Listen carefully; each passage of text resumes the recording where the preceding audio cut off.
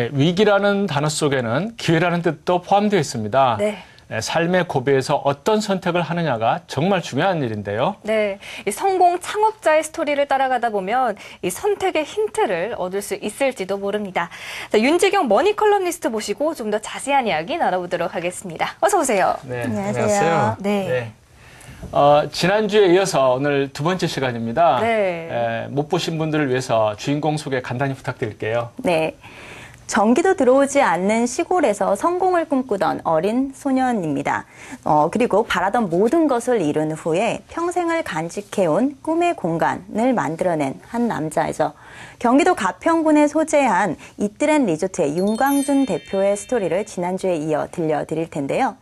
가수 박진영은 자신의 노래에서 돈, 명예, 사랑 중에 사랑이 제일이더라 라고 꼽기도 하였고요. 네. 그리고 채우면 채울수록 빈 공간은 더 커지더라 라는 말도 하였습니다.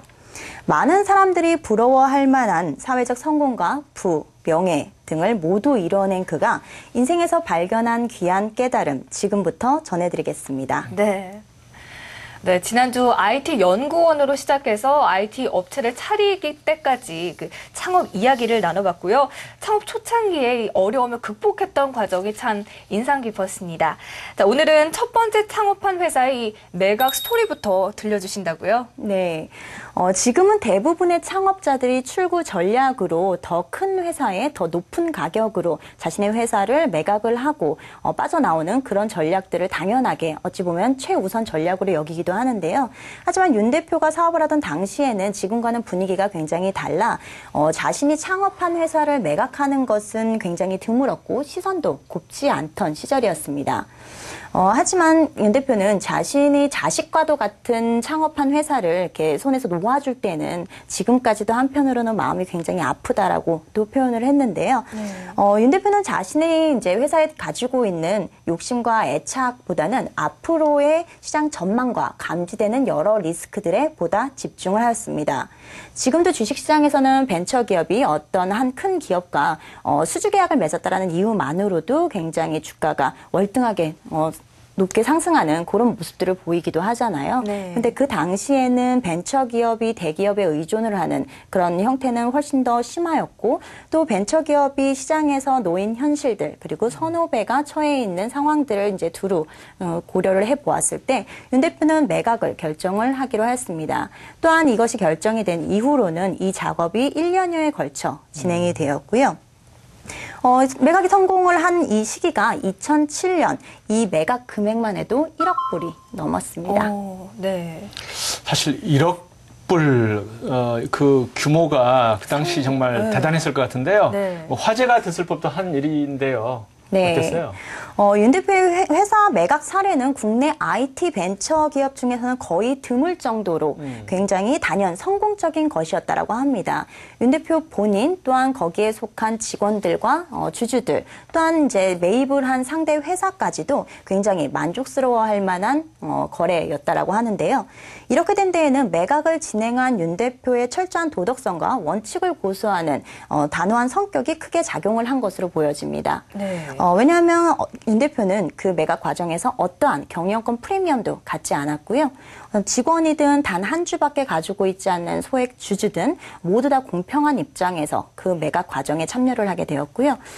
하지만 이러한 매각 과정에 있어서의 책임은 윤 대표가 앞장서서 지고 매각을 한 이후에도 1년간은 회사가 원활히 돌아갈 수 있도록 그 안에서 애썼다고 합니다. 네. 마치 소중한 자식을 잘 길러내서 더 좋은 곳으로 보내는 네. 그런 심정으로 최선의 노력을 다한 것이겠죠. 네.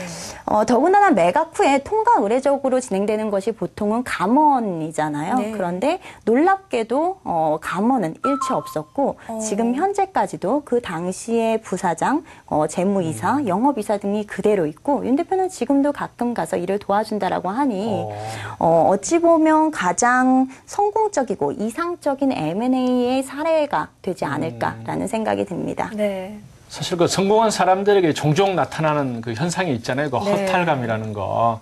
그런데 이 부정적인 감정이 오히려 삶을 돌아보는 그런 계기가 되었다면서요. 네. 윤 대표에게 이렇게 찾아온 허무감, 극복한 포인트는 나눔이었다라고 나눔. 합니다. 네. 네. 그래서 자신이 이렇게 성공을 해낸 그 과정을 모두 되돌아보니 그 과정에서 좀 소홀히 하였던 것들이 있었던 거죠. 아무래도 가족 간의 그런 관계라든지 그런 네. 부분들이요. 그래서 윤 대표는 성공을 하면서 앞만 보고 달려갔을 때 놓치기 쉬운 것들에 대해서 깨닫고 다른 사람들은 좀 이런 과오를 좀 범하지 말았으면 좋겠다라는 심정에서 네. 그러한 메시지를 전하는 일을 활발히 하고 있다라고 합니다. 네. 또한 성공한 벤처 사업가로서 자신의 성공 스토리와 노하우 등을 후배들에게 전달하는 일도 서슴지 않고 있고요. 또한 이 과정에서 자금 투자를 집행하는 일 또한 10년간 지금 꾸준히 계속하고 있다라고 합니다. 네. 네. 현재 이트렌 리조트가 위치한 그 부지도 사실은 그냥 단순히 개인 별장을 지을 자리였다라고 해요. 그런데 이제 자신의 가족이나 뭐 이웃한 사람들, 자신의 지인들만 찾아오는 거는 그렇게 큰 의미가 없다라고 여기고 보다 많은 사람들과 굉장히 경관이 좋거든요. 저도 네. 한번 방문을 해서 묵어봤었는데 그 좋은 자연 경관을 보다 많은 사람들과 누리고 싶다라는 생각에 리조트로 사업을 확대를 하게 되었습니다. 이러한 생각에서 다양한 수상 레저와 수영장, 바베큐 시설, 최근에는 글램핑까지도 갖춘 최신식 리조트가 탄생을 하게 되었고요. 이러던 모든 과정을 윤 대표가 그 전에 반도체를 만들 때에 했던 것처럼 그리고 창업을 해서 매각에 이르기까지의 모든 과정을 윤 대표가 직접 하였던 것처럼 네. 윤 대표가 스스로 어떤 설계라든지 공사 그리고 거기에 제공되는 서비스에 이르기까지 윤 대표의 손을 거치지 않은 것이 단 하나도 없다라고 해요. 심지어 거기에 있는 그 나무 하나하나까지도 다 골라서 그렇군요. 하는 그런 정성과 성의를 이제 보여서 탄생한 것이 바로 이트렌 리조트인데요. 네. 여기에서 그렇다 보니 윤 대표는 이 리조트의 그 캐치프라이즈처럼 어떤 물안개와 사랑이 머무는 그런 공간으로 만들고 싶다라는 포부가 굉장히 크게 있었고요. 단순히 그냥 사람들이 와서 힐링을 하고 돌아가는 그 차원을 넘어서 음악회를 비롯한 다양한 네트워크 이벤트들도 다양하게 수시로 벌어지고 있다라고 합니다. 네. 끝으로 우리 윤지경 칼럼니스트가 꼽는 주인공의 창업 성공 비결 어떤 게 있을까요? 네, 저는 두 가지를 꼽고 싶습니다. 네. 윤 대표는 자신이 좋아하는 일과 잘하는 일에 대한 판단이 굉장히 확고했고 그에 따른 행동을 취했다라는 것입니다. 이걸 위해서는 지속적인 자기 탐구의 시간이 필요하겠죠. 네. 그리고 두 번째로는 시장 상황을 객관적으로 판단하고 어떤 준비에 있어서도 그보다 훨씬 더 철저하게 하여 굉장히 큰 기회를 모색하였다는 거겠죠. 윤 대표가 매각에 성공한 그 시기가 2007년도라고 말씀드렸었습니다.